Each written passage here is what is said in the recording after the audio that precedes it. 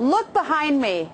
You know what that is. It's the White House. We are live in Washington, D.C., where hours ago Tea Party protesters gathered in front of the White House, fighting for lower taxes and smaller government. Most of them furious at the policies of Congress and of the man who lives and works in that house, President Obama. We have complete coverage tonight, plus there is breaking news tonight. Right now, you are looking at a live pictures of Andrews Air Force Base. And within a short time, the crew of the Maersk, Alabama is expected to land at this air base. This will be the first time the crew will step on American soil since being attacked by pirates and rescued by our Navy SEALs. We're going to be going live there in moments, but first, the protesters in Washington were not alone. Today, Tea Parties erupted from coast to coast in Boston, Massachusetts, in Sacramento, California, in Louisville, Kentucky, in Tampa, Florida,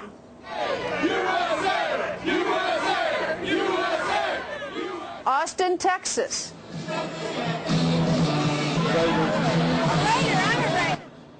yes, there are more than 600 Tea Parties expected across the nation, and we took on-the-record cameras to the Tea Party right here in front of the White House.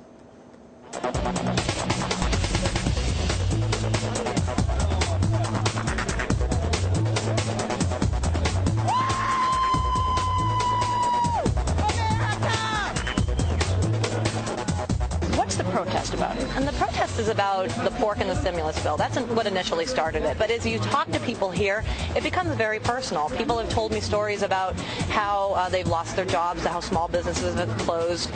They've told me how their sons or daughters are in the military and how they fear because the military is not becoming fully funded, that they fear for their sons and daughters' lives. It's very, very personal. So why people are here, you have to ask them. I'm out here because as a conservative, I don't really get to see a lot of gathering and people showing big support for my ideas, especially on a college campus.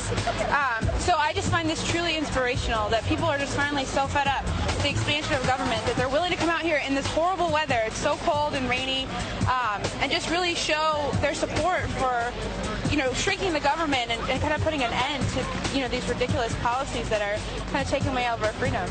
What do they want from our government? Somebody asked me that if President Obama walked across the street today and said, "Rebecca, let's talk," what would I say? I would say repeal the stimulus bill, let the lawmakers actually read a new bill instead of passing it without having the chance to read, and then move forward from there. There's a lot that needs to happen with the stimulus. I'll tell you, the stories that you hear that somehow this was astroturfed or faked or put together by organizations like ours is absolutely crazy. I'll tell you, we could have had millions and millions of dollars and all the time in the world and never could have put on anything like this. This is the kind of huge, large-scale event that only can come together when you have thousands of volunteers, when you have thousands of activists, when you have thousands of ordinary folks who are willing to step up and put it together. And right here in Washington, we have a great example of that. Is it all conservatives, all Republicans? No. This is about being Republican, Democrat, independent, libertarian, conservative, anybody who's upset with the stimulus package. South Carolina Governor Mark Sanford was at two Tea Parties earlier today. He joins us live. Good evening, Governor. And where were the two parties you went to, sir? Went to one in Columbia, South Carolina, and another one this evening in Charleston, South Carolina. And your coverage was very much on point in that this is just absolutely amazing to watch unfold, in that there is a genuine frustration, a genuine concern, a genuine angst that seems to be erupting across this country. Governor, how do we know this is not just sort of the enthusiasm of a one-time deal? Like, this is tax day, April 15th. People get all, people can get excited about a particular day. I mean, is this going to carry on beyond today, do you think? Well, time will tell. But what I saw was a level of energy that I've not seen at any point over the last 15 years that I've been involved in politics on the anti-spending side and on the anti-big growth of government side. So, you know, it's really in the hands of these different volunteers and these different, you know, spontaneous combustions that we've seen erupt across this country as to whether or not they'll continue to stay engaged. But if they do, there are going to be some changes coming our way, because that kind of people pressure over time, over sustained time, can make a real difference in the world of politics. Governor Perry has been on the record, and he said that he felt that the federal government was oppressive towards his state, the state of Texas. Is that how you would describe the federal government vis-a-vis your state, or not? Well, we've had quite a fight in South Carolina on the stimulus, take it all versus not, and the Democratic National Committee has run ads against me. There have been a number of different things trying to get us to take it in its entirety, and we at this point have said no. But what I would say, as to Rick Perry's point, is that there's something wrong when the federal government says this is the way you got to do it. Federalism is based on the idea there being 50 different states out there, each one having a little bit different opinion and a little bit different need as to the way that things ought to be done. And so the idea that the federal government is totally prescriptive and saying you got to spend every dime of the stimulus money and you got to spend it this way is at odds with what has made this country great over time, which is different states trying different programs and coming up with a way that works best in your neck of the woods.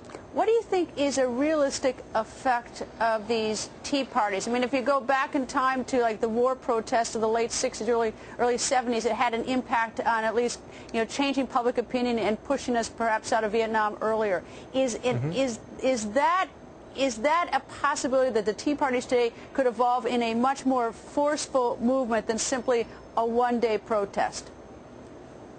I think so, because again, I myself was genuinely surprised at the number of people. When I stepped out onto the state capitol steps in Columbia, when I stepped out onto the customs building in Charleston, which is a historical building, and looked at the street completely covered with folks, in both instances, I was completely surprised at the number of people out there. And so, yeah, I think that if people stay at this, they're tapping into something that is real, and it's, again, up to them as to whether or not they stay engaged. But if they do, I think in the same way that you saw those war protests make a difference with regard to what happened in Vietnam, you're going to see this thing take hold as a genuine backlash to the amount of spending and the amount of stimulus that seems to be coming out of Washington, D.C., all predicated on issuing more debt to solve a problem that was created by too much debt.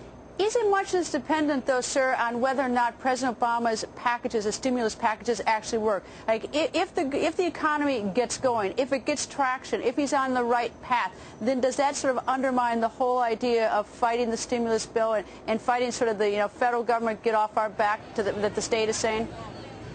It would, but again, I think that if economic history is any guide, that will unfortunately not prove to be the case. Everybody wants a better and stronger economy. But the idea of printing a bunch of money that you don't have as a way of, quote, stimulating the economy is at odds with economic reality, and it's at odds with economic history. A place like Argentina tried this in the 1920s. It was disastrous for the currency.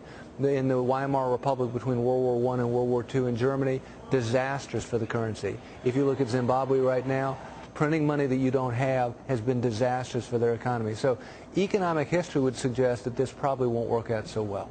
Any idea how many people were at the two Tea Parties you attended? I mean, we tried to do some crowd guessing, but we were painfully unable to do it here. How about in South Carolina? Can you estimate your numbers there? I'm bad at guessing numbers, so I'll say look it up in the state paper website or the Charleston Post and Courier website, and they'll have some number. But certainly over 1,000 folks in each place.